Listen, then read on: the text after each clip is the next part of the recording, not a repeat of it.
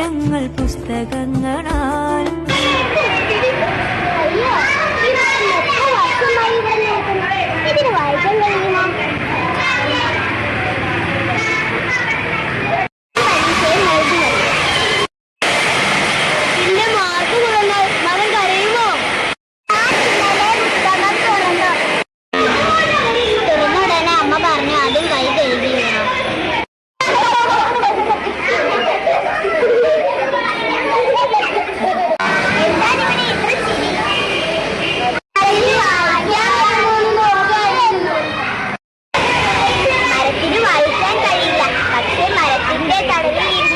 കുട്ടികൾ വലിയ ആളാകുക.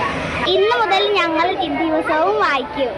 കുറച്ച് പുസ്തകം കൂടുതൽ കഥയും വായിക്കും, കവിതയും വായിക്കും.